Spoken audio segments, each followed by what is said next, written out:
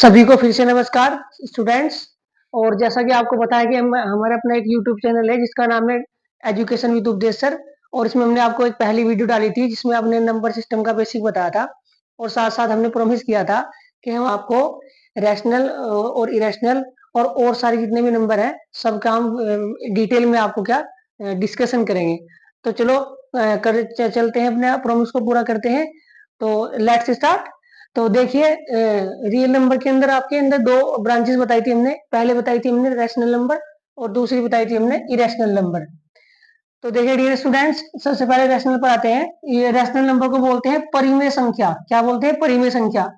तो इसमें क्या होता है कि it can be written in the form of p upon q fraction where p and q are integers.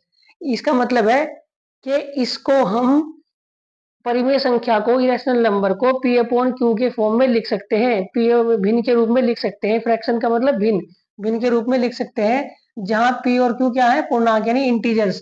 P और क्यू क्या है? इंटीजर्स यानी पूरे पूरे अंक। इंटीजर्स करना आपको पता है कि 0 1 2 3 up to infinite, -1 -2 -3 up to infinite, सारे क्या है? इंटीजर्स। तो इसके रूप में हम लिख सकते हैं जहां पी भी क्या है? इंटीजर, और क्यू भी क्या है? इंटीजर्स। प्लस हो माइनस हो इससे कोई इफेक्ट नहीं पड़ता। बस क्या होना चाहिए? क्यू यहाँ पर क्या नहीं होना चाहिए? जीरो के equal. Q doesn't equal to zero. ये बात हमने आपको बताई थी। क्यू क्या नहीं होना चाहिए? नीचे में जो डेनोमिनेटर है, क्या है? डेनोमिनेटर, ये क्या नहीं होना चाहिए? जीरो। अगर ये जीरो नहीं होगा तो ये आपका क्या होगा? Rational number.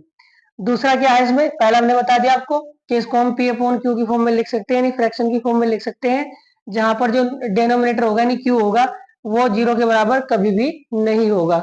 दूसरा पॉइंट क्या है इसमें कि there are two types of rational number, यानी दो प्रकार की परिमेय संख्या होती है स्टूडेंट्स। कौन कौन सी? एक तो होती है तुम्हारी टर्मिनेटिंग डेसिमल और दूसरी होती है रिपीटिंग डेसिमल। पहली क्या होती है? टर्मिनेटिंग डेसिमल और दूसरी रिपीटिंग डेसिमल। टर्मिनेटर का हिंदी मतलब पूर्ण विभाजित दशमलव और रिपीटिंग का मतलब पुनरावृत्ति दशमलव। अब है क्या ये देख लीजिए आप। जैसे मैंने एग्जांपल लिखा 3/2। तो देखो हमने पी अपॉन क्यू की फॉर्म बताई थी। तो देखो पी अपॉन क्यू की फॉर्म में ये क्या है? पी, और ये क्या है? क्यू। और थ्री भी क्या है? देखो इंटीजर है। थ्री भी किसकी कैटेगरी? इंटीजर में है। और टू भी किसकी कैटेगरी में? इंटीजर में है। तो पी अपॉन क्यू की फॉर्म है और ये भी इंटीजर है और ये भी इंटीजर है और दो जीरो के बराबर नहीं है। इसका मतलब ये इस कंडीशन को फुलफिल करती है पी अपॉन क्यू की कंडीशन को फुलफिल करती है। और जहां पर क्यू जीरो नहीं है यानी दो है, यहाँ पे यानी टू है। तो ये क्या हुई? पूर्ण विभाजित दशमलव, टर्मिनेटिंग डेसिमल। इसका मतलब क्या है गाइस? यानी इसका आंसर क्या है? 1.5, यानी पूरा पूरा विभाजित हुआ है ये, यानी डिवाइड पूरा पूरा हुआ है। जैसे ऐसे ऐसे ऐसे, जब थ्री को टू से डिवाइड करेंगे, टू वन जा टू, वन बचा, पॉइंट लगा, जीरो बचा, टू फाइव जा 10। तो ये पूरा पूरा यहाँ पर क्या हुआ? कट गया, यानी यहाँ पर क्या रिमाइंडर नहीं बचा। लेकिन अगर पुनरावर्ती दशमलव की बात करें, रिपीटिंग डेसिमल की बात करें, तो 10/3 इसका एग्जांपल है। तो ये भी क्या है? पी, और ये क्या है? क्यू। ये भी इंटीजर है और ये भी इंटीजर है। लेकिन स्टूडेंट्स, इसकी जब आप डिवाइड करेंगे इसको, जब आप 10 को 3 से डिवाइड करेंगे तो ये पूरा पूरा नहीं कटेगा। जैसे ऐसे, 3 3 जा 9, कितना बचा? 1, पॉइंट लगा, जीरो बढ़ा, 3 3 जा 9, फिर 1 पॉइंट, सॉरी, जीरो बढ़ाया, 3 3 जा 9, फिर जीरो बढ़ाया, 3 3 जा, यानी ऐसे ही चलता रहेगा। ये ना तो पूरा डिवाइड होगा ना ही पूरा कटेगा, रिपीट होगा, रिपीट होगा। और अगर रिपीट होगा तो इसको क्या बोलते हैं? Repeating decimal, RD repeating decimal, और इसको टीडी टर्मिनेटिंग डेसिमल। तो ये क्या है तुम्हारा? इस तरह का नंबर रैशनल नंबर। तो अब आते हैं गाइस इरेशनल नंबर पर। इसको बोलते हैं अपरिमेय संख्या। तो क्या होती है देख लीजिएगा। It can't be written in the form of p upon q. इसको पी अपॉन क्यू के फॉर्म में नहीं लिखा जा सकता।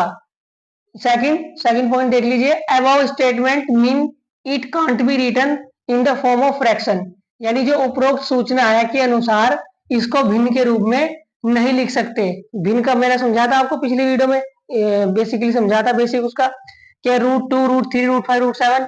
अगर आप इसको वन कर दें, इसको वन कर दें, इसको वन कर दें, इसको वन कर दें, तो अभी आप ये नहीं कह सकते कि ये फ्रैक्शन है। क्यों? क्योंकि नीचे क्या है? वन। क्या है नीचे? वन। और मैंने बताया था फ्रैक्शन क्या होती थी? मैंने फ्रैक्शन आपको समझाया था कि क्या होती थी, एन अपॉन डी, यानी न्यूमिनेटर अपॉन डिनोमिनेटर। ये क्या होता था, होल पार्ट। क्या होता था, होल पार्ट। और ये क्या होता था, रिमेनिंग पार्ट। क्या होता था, रिमेनिंग पार्ट। तो ये मैंने कहा था कि जिसका डिनोमिनेटर 1 होगा वो कभी भी होल पार्ट में काउंट नहीं होगा, यानी वो फ्रैक्शन नहीं होगा। अगर होल पार्ट में नहीं होगा तो फ्रैक्शन नहीं होगा, और अगर फ्रैक्शन नहीं है तो मैंने लिख दिया, देखो उपरोक्त सूचना के अनुसार इसको भिन्न के रूप में नहीं लिखा जा सकता। तो ऐसे नंबर को क्या बोलते हैं, इरेशनल नंबर। अब मैंने इसको आपको क्या बताया था पिछली बार भी बेसिक में, जनरल फॉर्म बताई थी, general form of irrational number without pair. अगर कोई पेयर नहीं बनता तो जनरल फॉर्म होती है रैशनल नंबर की, रूट के अंदर आपका प्राइम नंबर। क्या होता है, प्राइम नंबर। प्राइम नंबर मैंने आपको बताए थे 2, 3, 5, 7, 11, 13, इस तरह से। यानी वो नंबर जिनके दो फैक्टर, एक तो अपने आप खुद और एक 1, एक खुद एक अपने आप, एक 1 एक खुद, फिर 1 खुद, ऐसे सिर्फ दो फैक्टर होंगे। तो इस तरह के नंबर सारे क्या होंगे, प्राइम नंबर। रूट के अंदर इरेशनल नंबर, ये जनरल फॉर्म है इसकी, यानी परिमेय संख्या का सामान्य रूप होता है रूट के अंदर अभाज्य संख्या। इसको हिंदी में अभाज्य संख्या बोलते हैं, किसको, प्राइम नंबर को। प्राइम नंबर को क्या बोलते हैं हिंदी में, अभाज्य संख्या। तो अब देख लीजिए एग्जांपल के लिए मैंने लिखा √10, और 10 को मैंने तोड़ लिया, इसको ब्रेक कर दिया फैक्टर में, 2 × 5। अब देखो यहाँ पेयर तो नहीं बना भाई, ये 2 है ये 5 है, अलग अलग नंबर है तो पेयर नहीं बना। अगर पेयर नहीं बना, विदाउट पेयर है ना, विदाउट पेयर ये फॉर्म होगी। तो देखो ये भी क्या है, प्राइम नंबर, अभाज्य संख्या है ये भी, और ये भी क्या है 5, प्राइम नंबर अभाज्य संख्या। तो अगर दोनों ही प्राइम नंबर हैं तो इसका मतलब ये क्या हुआ, इरेशनल नंबर, यानी ये क्या हुआ, अपरिमेय संख्या। यहाँ ये आप देखिए रूट के अंदर क्या है, 4, और अगर मैं 4 को हमने क्या किया, फैक्टराइज, तो क्या 2 × 2। अब क्या ये पेयर बन रहा है, यस ये पेयर बन रहा है। ये तो हमने विदाउट पेयर लिखाना है, और ये पेयर बन रहा है, इसका मतलब ये इरेशनल नंबर नहीं है, ये इरेशनल नंबर नहीं है, क्योंकि बाहर क्या आ जाएगा 2, और 2 क्या होता है, रैशनल नंबर। अब यहाँ जाइए स्टूडेंट्स, ऐसे मैंने लिखा 25, 25 अगर हम फैक्टर किया तो 5 × 5, तो ये भी क्या बन गया, देखो पेयर, क्या बन गया, पेयर।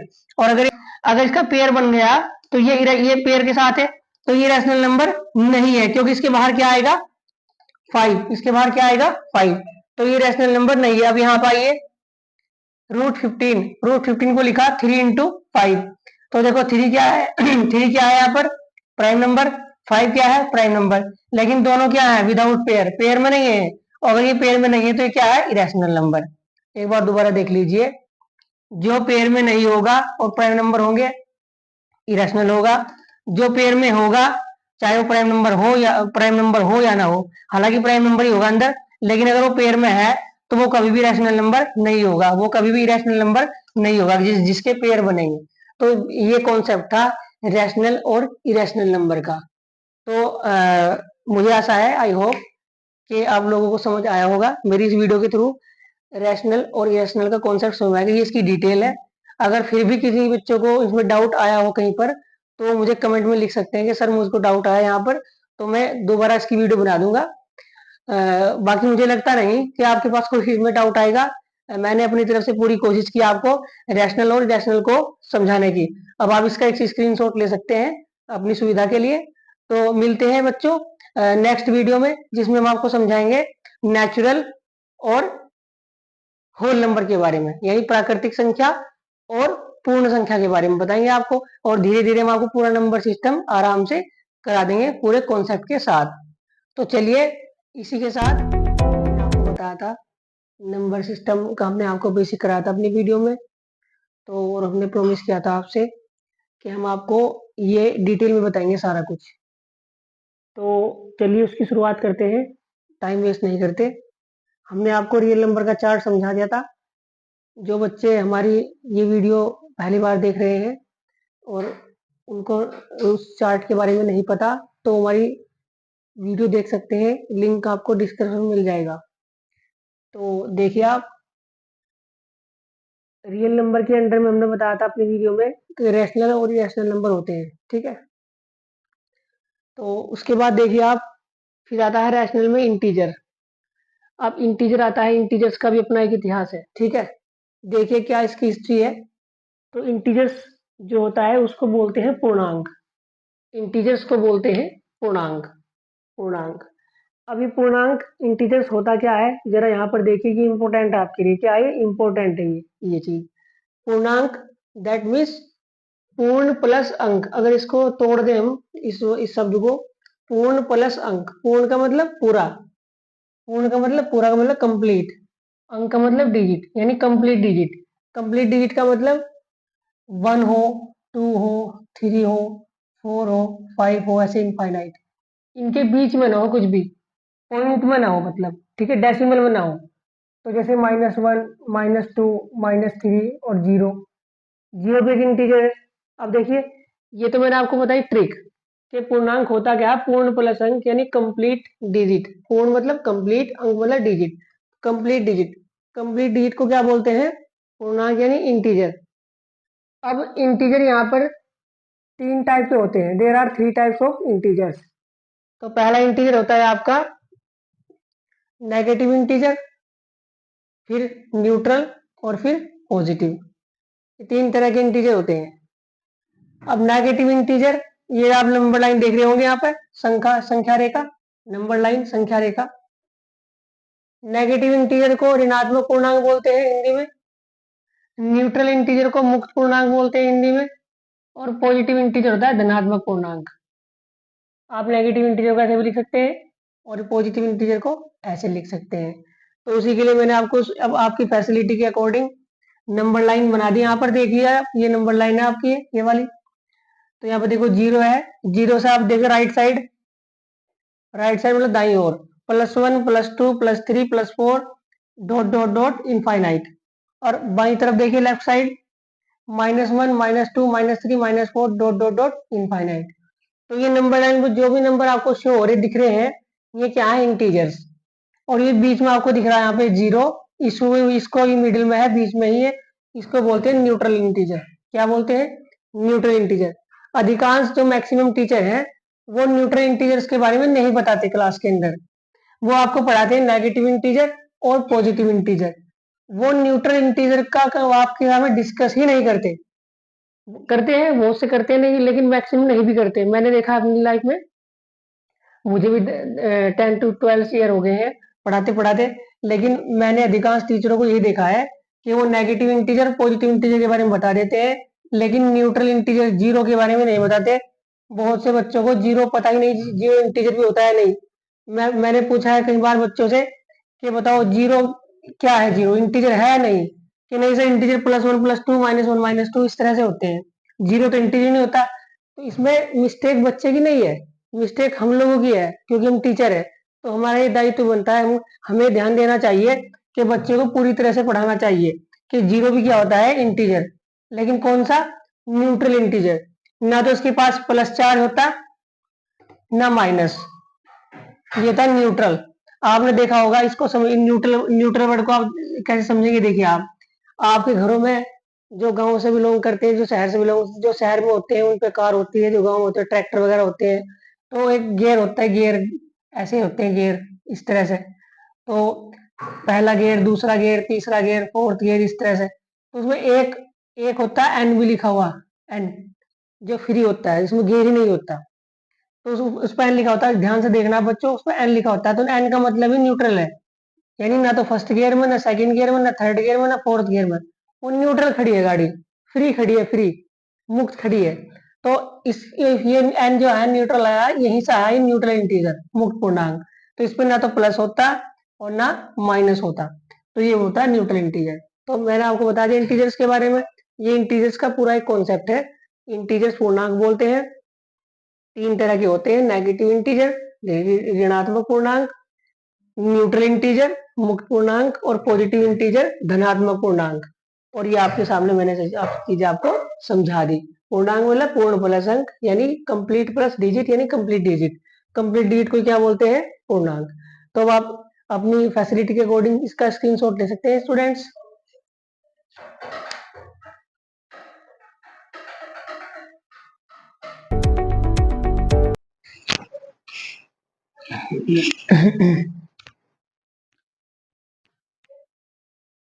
तो अब देखिए बच्चों, मैंने आपको सबसे पहले चार्ट बताया रियल नंबर का, उसके बाद मैंने आपको रैशनल बताया। उसके बाद मैंने आपको इवन सॉरी उसके बाद मैंने आपको इंटीजर बताया। और इंटीजर्स में मैंने आपको बताया था ना ब्रांचेज उसमें कि natural number, whole number, even number, odd number और प्राइम नंबर, कंपोजिट नंबर आते हैं। तो देखिए मैंने आपको डिटेल में कहा था प्रॉमिस कि डिटेल में बताऊंगा आपको मैं, तो देखिए आप। तो इंटीजर्स के अंदर पहले आता है नेचुरल नंबर। अब नेचुरल नंबर क्या होता है ये देख लीजिए आप। नेचुरल नंबर 1 से स्टार्ट होते हैं, 1 2 3 4 और इनफाइनाइट तक जाते हैं। डेफिनेशन ये है, अ number which can be counted is called natural number. एक संख्या जिसको गिना जा सकता हो प्राकृतिक संख्या कहलाती है। जिसको गिना जा सकता हो, आप गिनते नहीं क्या, 1 2 3 4, ये सब क्या है, नेचुरल नंबर। अच्छा, अगर उसी के दूसरा देखिए, होल नंबर। होल नंबर है पूर्ण संख्या। When we include zero with all natural number, then the new set is called whole number. क्या मतलब है इसका? जब प्राकृतिक संख्याओं में जीरो को सम्मिलित किया जाता है तो प्राप्त व्यवस्था को पूर्ण संख्याएं कहते हैं, पूर्ण संख्याएं कहते हैं। यानी इसका मतलब ये है कि जब नेचुरल नंबर के सेट में आप जीरो को इंक्लूड कर देते हैं तब आपका पूरा सेट क्या बन जाता है, होल नंबर।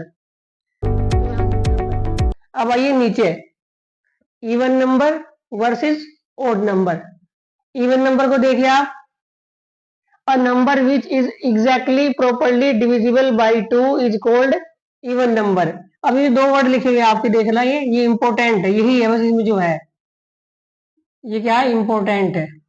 अगर मैं इसको हटा दूं, लिख दूं अ number which is divisible by 2 is called even number. अब बहुत टीचर बताते भी हैं इसको, बहुत से टीचर क्लास में इसको बताते हैं, a number which is divisible by 2 is called even number. अगर ये छोड़ दें और टीचर इसको बताते हैं तो ये गलत है। कैसे? आप ये देखिए, ये 2 है, ये 3 है। जब 3 को 2 से डिवाइड करेंगे हम तो 2 2 1 जा 2, 1 लिया, 1 क्या हुआ यहाँ पे, रिमाइंडर उतार लिया 0, और क्या पॉइंट लगाया, 0 बढ़ाई तो 2 5 जा 10, तो ये क्या आ गया 1.5। तो अगर डिविजिबल की ही बात है, अगर डिविजिबल की बात है कि 2 से डिविजन होता है वो इवन नंबर होता है, तो 2 से डिविजिबल तो ये भी हो गया, रिमाइंडर 0 नहीं आ गया क्या? देखिए आप, रिमाइंडर 0 आ गया यहाँ पे। अगर रिमाइंडर 0 आ गया तो पूरा पूरा ये सॉरी ये डिविजिबल हो गया, तो ये भी क्या होना चाहिए फिर इस डेफिनेशन के अकॉर्डिंग इवन नंबर। लेकिन इवन नंबर नहीं है, तो क्यों नहीं है? आपको जोड़ने पड़ेंगे दो वर्ड, क्या तो एग्जैक्टली या प्रॉपरली। अब एग्जैक्टली प्रॉपरली यानी पूर्णतः। पूर्णतः क्या मतलब है? पूर्णतः आया पूर्णांक से।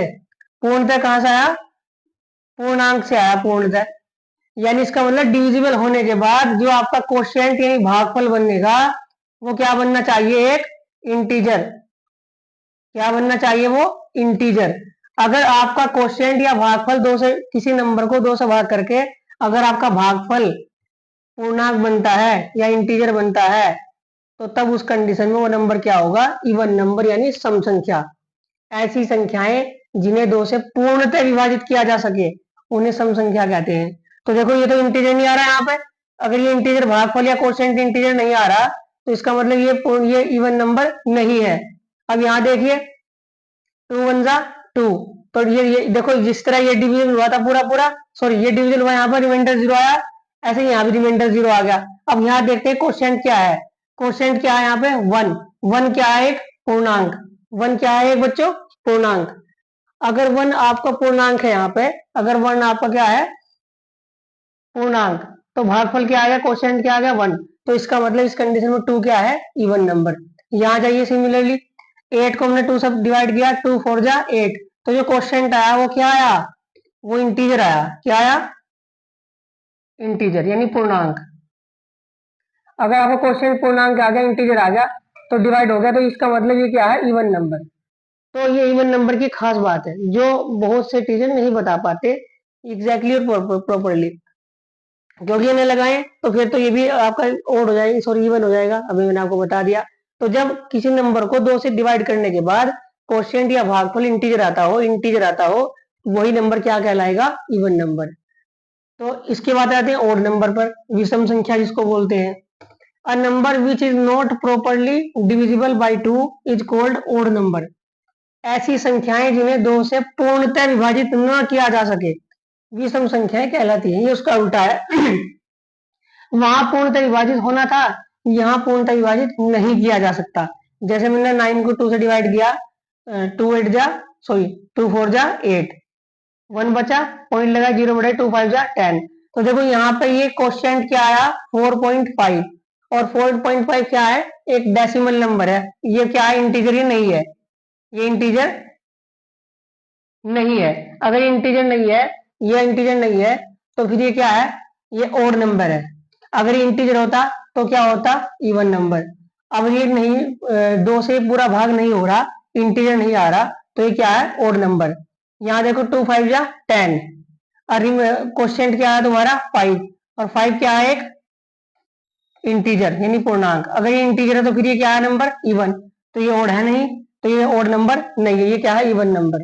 तो देखिए बच्चों, आपको स्पष्ट क्लियरिटी आपके माइंड में शायद आ गई होगी इवन नंबर की और ओड नंबर की, जो अब तक न आई हो शायद। कि इवन नंबर वो होता है जिस नंबर को 2 से डिवाइड करते हैं और क्वोशिएंट आपका इंटीजर आए, तभी तभी उसी कंडीशन में वो नंबर क्या कहलाएगा, इवन नंबर। और यदि 2 से किसी नंबर को डिवाइड करने के बाद अगर क्वोशिएंट आपका इंटीजर ना आए, तब वो क्या कहलाएगा, ओड नंबर। तो ये इवन और ओड का क्या था, आपके बीच में डिफरेंस था, और मैंने आपको यहाँ नेचुरल का और होल का बता दिया। तो देखिए, इंटीजर के मैंने 4 बता दिए, 2 और आपके रहे हैं, कौन कौन से, प्राइम नंबर और कंपोजिट नंबर। तो चलिए उनको भी देखते हैं।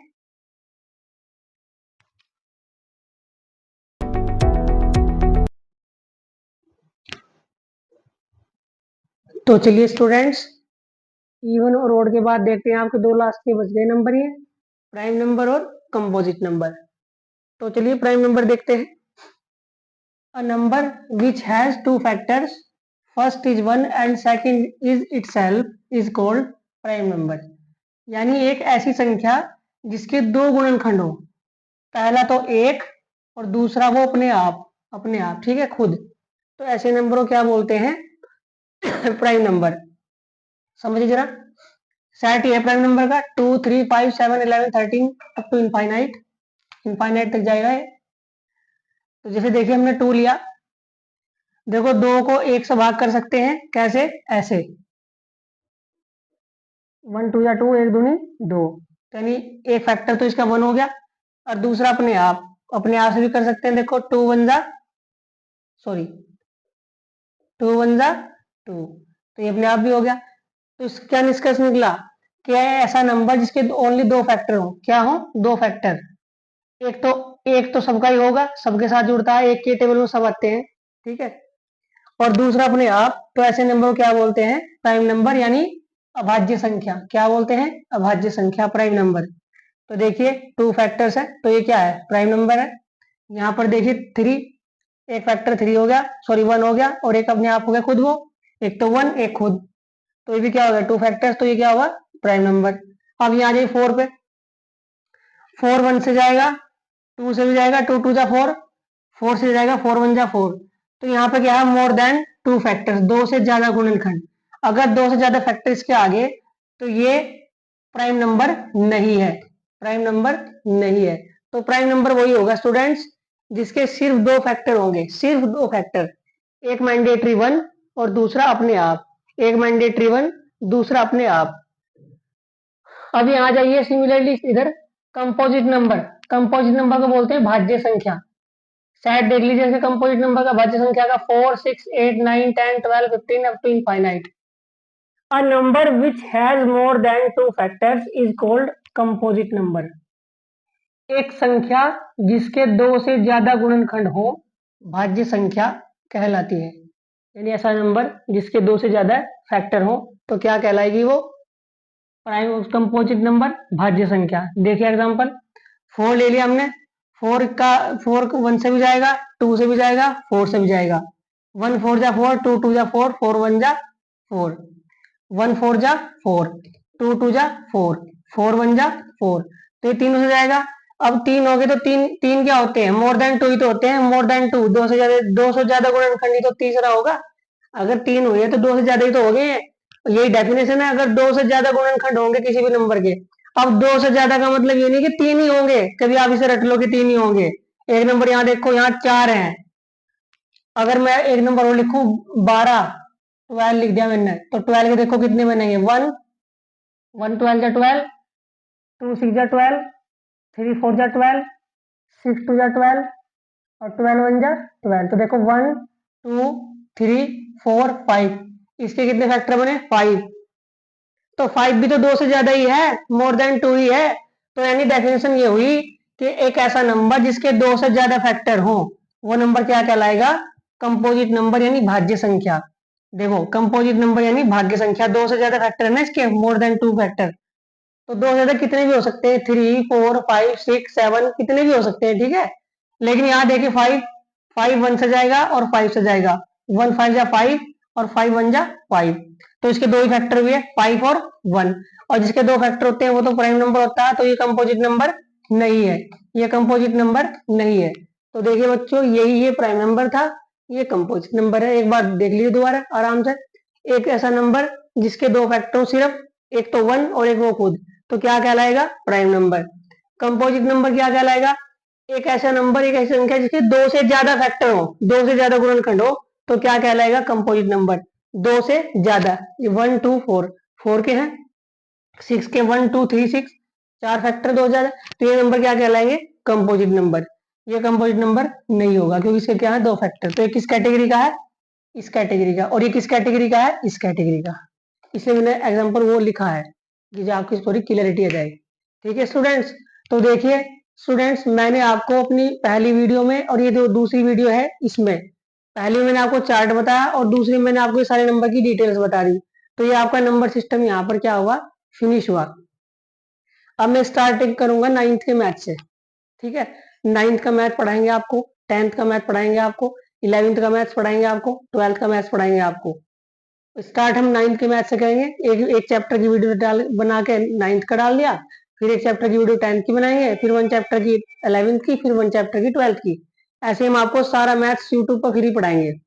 और नाइन्थ टेंथ इलेवेंथ और ट्वेल्थ जिसने मेरी वीडियो से मैथ्स पढ़ लिया, तो मुझे लगता है कि वो नंबर के साथ साथ उनके कॉन्सेप्ट भी क्लियर होंगे। मार्क्स तो अच्छे आएंगे उनके, साथ साथ उनके कॉन्सेप्ट भी होगा। कि अगर आपके पास मान लीजिए 100 में से 90 मार्क्स आए, तो 90 मार्क्स की आपको जानकारी होगी मैथ्स के अंदर, ये नहीं कि बस नंबर आ गया आपके 90 और जानकारी आपको जो दो नंबर की भी नहीं है, तो ऐसा नहीं होगा। तो आप नाइन्थ टेंथ इलेवेंथ ट्वेल्थ जो भी आप, आपके आसपास फ्रेंड सर्कल हो, या मेरी वीडियो कुछ अगर सीनियर सिटीजन देख रहे हो, बड़े लोग देख रहे हो, बुजुर्ग देख रहे हो, तो अपने आसपास जो बच्चे हैं उनके परिवार के, मोहल्ले के, रिश्तेदार के जितने भी हैं, वो नाइन्थ टेंथ इलेवेंथ ट्वेल्थ को ये वीडियो भेजिए, उनका नंबर सिस्टम क्लियर होगा। और उसके बाद मैं मैथ्स पढ़ाऊंगा, और फिर मैं इंग्लिश भी पढ़ाता हूँ ना, तो मैं इंग्लिश भी पढ़ाऊंगा धीरे धीरे। लेकिन आपको पता है कि सब चीजें एक साथ नहीं होती, एकदम नहीं होती, इनको टाइम लगता है। एक वीडियो बनाने में बहुत मेहनत, बहुत पसीना बहाना पड़ता है जब एक वीडियो बनती है। ये मैं एक्सपीरियंस ले रहा हूँ, क्योंकि स्टार्ट किया है ना मैंने। मुझे लगता था आसान है, लेकिन ये आसान नहीं है, ये डिफिकल्ट है, ये ऑफलाइन से भी डिफिकल्ट है। तो इसलिए मैं बहुत मेहनत के साथ आपको वीडियो बनाता हूँ। तो इसलिए अगर हो सके आपको ये वीडियो अच्छी लगी हो, दिल से अच्छी लगी हो, तो इसको लाइक शेयर और सब्सक्राइब जरूर कीजिए, जिससे और जितने मोर देन मोर स्टूडेंट्स इसको देख सके और उसका लाभ उठा सके। ठीक है बच्चों, तो उसके साथ ही आज के लिए बाय, थैंक यू, धन्यवाद।